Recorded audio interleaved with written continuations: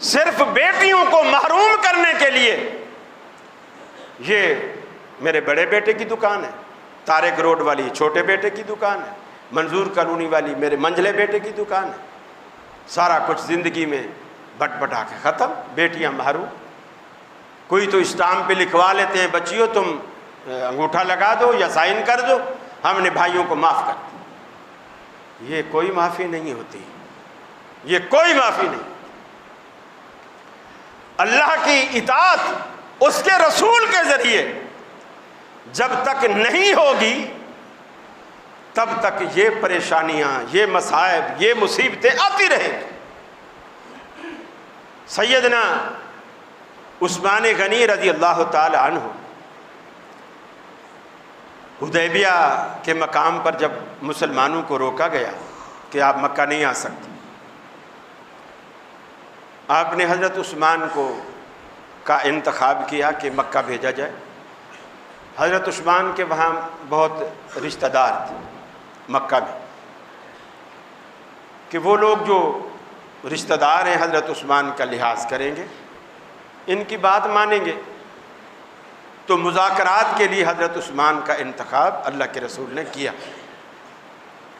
جب وہ مکہ چلے آئے، کفار کو بات رکھی کہ ہم کوئی لڑنے وڑنے نہیں آئے، نہ ہمارے پاس جنگی ہتھیار ہیں، ہم عمرہ کے ارادے سے آئے ہیں، طواف کریں گے، سعی کریں گے، چلے جائیں گے۔ انہوں نے کہا عثمان آپ کا ہمارے دل میں بڑا احترام ہے، آپ اگر چاہیں تو ہم بیت اللہ کا دروازہ بھی کھول دیتے ہیں، آپ اندر بھی نفل پڑھنا چاہیں پڑھیں، بیت اللہ کے جتنے طواف کر سکتے ہیں کریں، حتیم بھی آپ کے لیے کھلی ہے، زمزم کے دروازے آپ کے لیے کھلے ہیں، آپ جو چاہیں یہاں کریں، لیکن رسول اللہ صلی اللہ علیہ وسلم کو ہم نہیں آنے دیں گے، وہ یہاں نہیں آئیں گے۔ 3-4 دن سیدنا عثمان غنی وہاں رہے۔ رسول اللہ صلی اللہ علیہ وسلم تک بات یہ مشہور ہو گئی کہ حضرت عثمان کو شہید کر دیا۔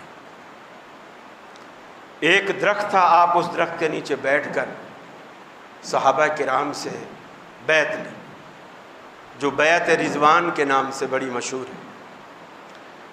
اس وقت جو صحابہ کرام کے جذبات تھے وہ اللہ کو اتنے پسند آئے، اتنے پسند آئے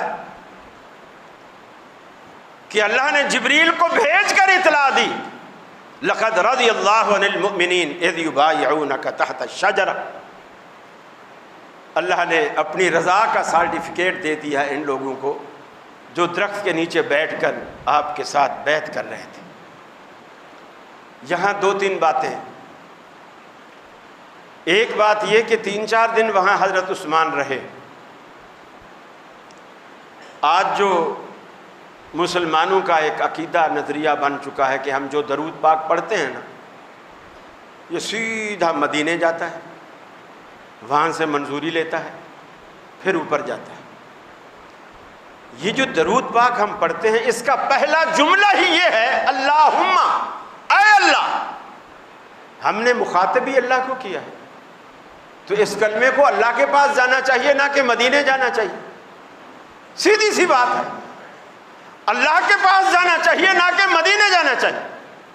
پھر ایک ضعیف روایت کے مطابق یہ بھی ایک لوگوں نے عقیدہ بنایا ہوا ہے کہ ان للہ ملائکۃ سیاحین فی الارض یبلغونی عن امتی السلام، کہ زمین میں فرشتے چلتے پھرتے ہیں، جو بندہ بھی درود سلام پڑھتا ہے فرشتے فوراً مجھ تک پہنچاتے ہیں، مجھ تک پہنچاتے ہیں۔ یہ تو وفات کے بعد کا حال ہے۔ اللہ کے رسول حدیبیہ میں موجود ہیں، عثمان مکہ میں موجود ہیں، چند میلوں کا فاصلہ ہے، حضرت عثمان زندہ ہیں، رسول اکرم صلی اللہ علیہ وسلم بھی زندہ موجود ہیں۔ 3-4 دن تک حضرت عثمان نے اگر الگ سے درود نہ بھی پڑھا ہو تو نماز میں تو درود پڑھا ہی ہوگا نا۔ رسول اللہ صلی اللہ علیہ وسلم تک درود ایک دن بھی نہیں پہنچا، ورنہ آپ کہتے یہ خبر جھوٹی ہے، عثمان کے قتل کی خبر جھوٹی ہے، عثمان کا 5 وقت روز میرے پاس درود آ رہا ہے، وہ جو نماز میں درود پڑھتے ہیں روز میرے پاس آ رہا ہے، عثمان تو زندہ ہے، حیات۔ دوسری بات، جو دنیا کہتی ہے اللہ کے رسول کو پوری کائنات کا علم غیب ہے، چند میلوں کے فاصلے پر حضرت عثمان موجود ہیں، رسول اللہ صلی اللہ علیہ وسلم کو پتہ نہیں ہے، یہ بھی نفی ہو گئی۔ جو بات آج میرے موضوع سے متعلق جو میں آپ کو سمجھانا چاہتا ہوں وہ یہ، صحابہ بھی سمجھ رہے ہیں کہ عثمان رضی اللہ تعالیٰ عنہ کو جب 3-4 دن کے بعد چھوڑا گیا، آپ آئے، صحابہ نے دیکھا یہ تو زندہ ہے، اب ان کے دل میں فوراً یہ بات آئی، عثمان تو نے تو بڑے مزے کیے ہوں گے، جی بھر کر بیت اللہ کا طواف کیا ہوگا، حتیم میں گئے ہوں گے، خوب زمزم کا پانی پیا ہوگا، بیت اللہ کی دیواروں سے چمٹے ہوں گے، حجر اسود کو بوسہ دیا ہوگا۔ سیدنا عثمان غنی کہتے ہیں لوگو تم نے عثمان کو سمجھا ہی نہیں، تم نے عثمان کو سمجھا ہی نہیں، مجھے مشرکین مکہ نے قریش نے کہا تھا بیت اللہ کا دروازہ کھلا ہے، حتیم کھلی ہے، مطاف کھلا ہے، آب زمزم کا کنواں کھلا ہے، آپ جتنا چاہیں پانی پی لیں، جتنے چاہیں طواف کر لیں، لیکن رسول اللہ کو نہیں آنے دیں گے۔ میں نے اللہ کی قسم بیت اللہ کا طواف تو دور کی بات، میں نے بیت اللہ میں قدم بھی نہیں رکھا، میں نے کہا جب تک رسول اللہ نہیں آئیں گے عثمان طواف نہیں کرے گا، مجھے طواف کرنے کے لیے نہیں، مجھے مذاکرات کے لیے بھیجا گیا تھا۔ یہ جو صحابہ کرام کا ایمان، اللہ تبارک و تعالیٰ کو یہی چیز اللہ دیکھتا ہے، میرے بندوں کے دل میں میرے نبی کا عشق کتنا ہے، ایک ہے دعویٰ عشق، ایک ہے واقعی محبت کا ہونا، میرے ان بندوں کے دل میں محبت کتنی۔ اللہ کی قسم اللہ تعالیٰ ہمارے چہروں کو، جسامتوں کو، قد کاٹ کو، بینک بیلنس کو، صحت کو، گوری چٹی چمڑی کو، اسٹیٹس کو، عہدے کو نہیں دیکھتا، اللہ تو کچھ اور ہی دیکھتا ہے۔ امام ذہبی رحمۃ اللہ علیہ سیر اعلام النبلاء میں امام محمد بن منقدر رحمہ اللہ کا روایت کردہ ایک واقعہ نقل کرتے ہیں کہ امام محمد بن منقدر کہتے ہیں کہ میں ایک دن رات کے وقت علاقے کی ایک مسجد میں گیا، قحط سالی کا زمانہ تھا، بارشیں نہیں ہو رہی تھی، میں آدھی رات کو گیا اذان سے پہلے، جتنی اللہ نے توفیق دی میں نے نفل پڑھی، پھر بیٹھ گیا۔ تھوڑی دیر بعد ایک شخص آیا، اس شخص نے، سردی کا موسم تھا، اپنے اوپر ایک چادر اوڑھ رکھی تھی، منہ بھی چھپا رکھا تھا، مسجد میں کوئی چراغ نہیں تھا، باہر تھوڑی تھوڑی چاندنی تھی لیکن مسجد میں کوئی چراغ نہیں تھا، اندھیرا تھا۔ وہ دوسرے کونے میں آ کر وہ بھی نفل پڑھنے لگا۔ میں نے بڑی کوشش کی کہ اسے پہچانوں لیکن پہچان نہیں سکا، اس کا مجھے یعنی اس کا میرا پتہ نہیں تھا کہ میں بھی مسجد میں بیٹھا ہوں۔ امام محمد بن منقدر کہتے ہیں کہ اس کو میرا علم نہیں تھا کہ میں بھی دوسرے کونے میں بیٹھا ہوں۔ جب وہ نفل پڑھ چکا اس نے دعا مانگی، زور زور سے دعا مانگی، اور اسی دن مدینے میں چونکہ قحط سالی تھی تو مدینے کا گورنر اہل مدینہ میدان میں نکل کر دن کے وقت، دوپہر کے وقت نماز استسقاء کی دعا کی، بارش نہیں ہوئی، گورنر کی دعا پر بھی بارش نہیں، اہل مدینہ کی دعا پر بھی بارش نہیں ہوئی۔ اس نے نفل سے فارغ ہو کر اس بندے نے جس نے چادر اوڑھ رکھی تھی دعا کی، یا اللہ تیرا مدینہ پیاسا ہے، بارش برسا، بارش برسا۔ امام محمد بن منقدر کہتے ہیں ابھی اس نے یہ جملہ کہا تھا اور میں نے بادلوں کی گرج سنی اور تھوڑی دیر بعد بارش برسنے لگی۔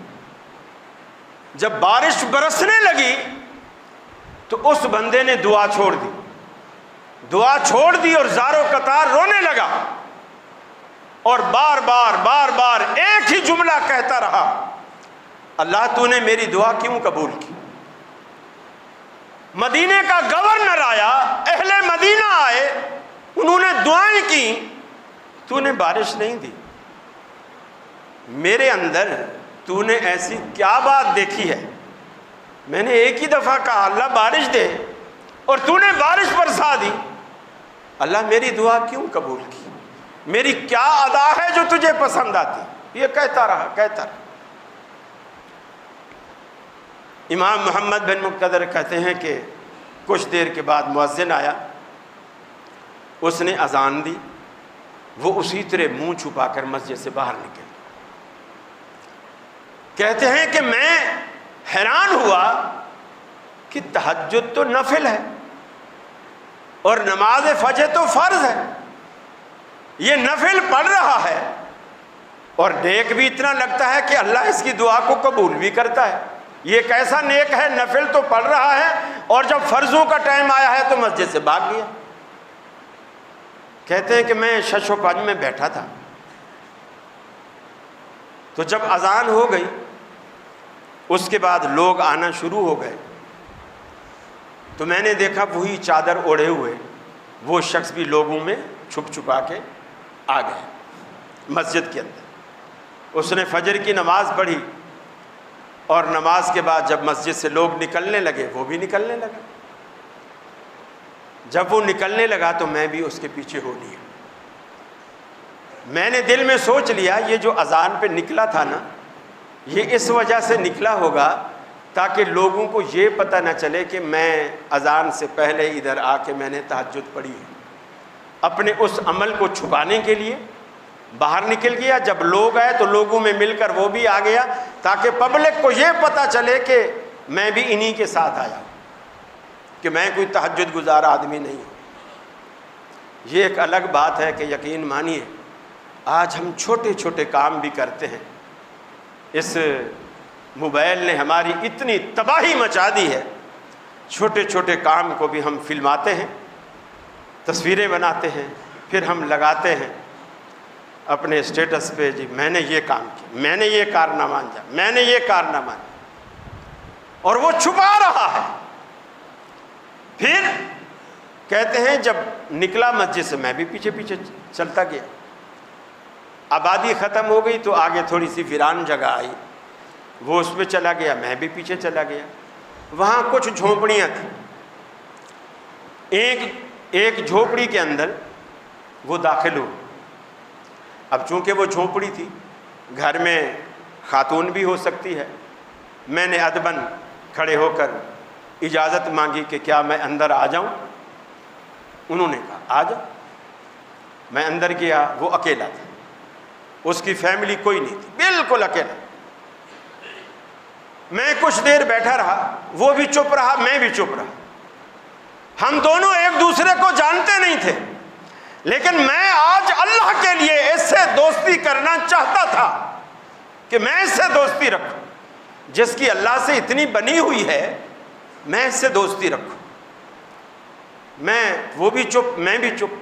میں اس کی جھونپڑی میں چیزیں رکھی ہوئی تھی، اس کا جائزہ لیتا رہا۔ میں نے دیکھا کچھ آر رکھی ہوئی ہے، کوئی ہتھوڑی رکھی ہوئی ہے، کوئی دھاگا رکھا ہوا ہے، میں سمجھ کچھ چمڑے کے ٹکڑے رکھے ہوئے ہیں۔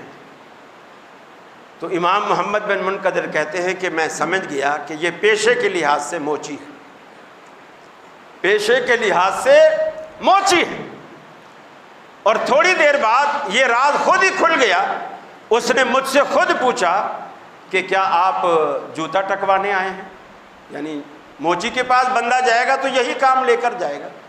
اس نے پوچھا کہ آپ جوتا ٹکوانے آئے ہیں؟ نہیں، جوتا نہیں ٹکوانے آیا، میں آپ سے اللہ کی رضا کے لیے محبت کرتا ہوں اور آپ سے دوستی کرنے آیا. حیران ششدر رہ گیا کہ میں ایک موچی آدمی ہوں، مجھ سے تو دوستی کرنا چاہتا ہے. اس نے کہا آج آدھی رات کو میں بھی مسجد میں تھا جب تو آیا، جب تو نے بارش کی دعائیں کی میں نے سن لی، وہ سن لی دعائیں. بارش کو برستا ہوا بھی دیکھا، تجھے روتا ہوا بھی دیکھا. میں اس لیے دوستی کرنا چاہتا ہوں چونکہ تیرا اللہ سے ڈائریکٹ تعلق ہے. اب آپ دیکھیے اللہ تعالیٰ نے دوست بنایا ہے کس کو؟ موچی کو. موچی کو، جبے والے کو، پگڑی والے کو، تسبیح والے کو، لوٹے مسلح والے کو، حق ہو کے نعرے لگانے والے کو نہیں. اس موچی کی جھونپڑی میں وقت کا امام محمد بن منقدر، بخاری کا راوی، وہ اس کی جھونپڑی میں گیا بیٹھا ہے، التجائی نظروں سے اس موچی کو دیکھتا ہے کہ تیرے اندر کیا خزانہ چھپا ہوا ہے. اس نے کہا میرے اندر کوئی خاص بات نہیں. دوسرے دن امام آدھی رات کو پھر مسجد میں گئے اس بندے کے انتظار. وہ مسجد میں نہیں آیا. نماز ہو گئی، وہ مسجد میں نہیں آیا. کہتے ہیں میں نے سمجھا کہ شاید بیمار ہو، چلو آج گھر تو دیکھ لیا ہے، اس کا پتہ کرتے ہیں، عیادت کرتے ہیں. میں جب اس کی جھونپڑی میں گیا، وہاں گیا تو جھونپڑی نہیں تھی، وہاں جھونپڑی نہیں تھی. وہاں قریب ایک دوسری جھونپڑی کے دروازے پر ایک بڑھیا بیٹھی تھی. میں نے اس سے پوچھا اماں یہاں ایک جھونپڑی تھی، وہ کہاں ہے؟ انہوں نے کہا کل کیا تم اس کے گھر آئے تھے؟ میں نے کہا کل میں آیا تھا. تو بولے تم نے کیا ایسا کہا کہ جب تم اس کی جھونپڑی سے نکلے تو اس نے فوراً اپنی جھونپڑی اکھیڑی، سامان اٹھایا اور اپنی سواری پہ لاد کے یہاں سے ہجرت کر کے کہیں چلا گیا.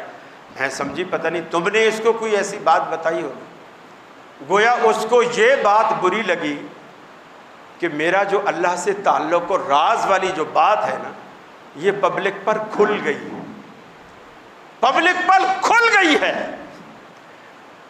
اللہ تبارک و تعالی حدیث میں آتا ہے ایسے بندے کو پسند کرتا ہے، یحب التقی الخفی، جو اللہ سے ڈرتا بھی ہو اور اس ڈر خوف کو چھپاتا بھی ہو، مخفی بھی رکھتا ہو. اللہ تعالیٰ چہرے، بینک بیلنس، عہدے، منصب، ذات پات نہیں دیکھتا ہے، وہ دیکھتا ہے کہ تو اس کے لیے مخلص کتنا ہے، اس کے لیے مخلص کتنا ہے. پھر وہ جو عنایات کی بارش کرتا ہے، اور ڈائریکٹ ڈائلنگ کا مزہ ہی الگ ہے. یہ جو لوگوں نے اس درگاہ پہ، اس درگاہ پہ، اس چوکھٹ پہ، اس چوکھٹ پہ، ہماری تیرے آگے، تیری اس کے آگے، ہماری سنتا نہیں، تیری ٹالتا نہیں. ارے وہ تو موچیوں کی بھی ڈائریکٹ سنتا اور اماموں کی چھوڑ دیتا. صرف یاری چاہیے.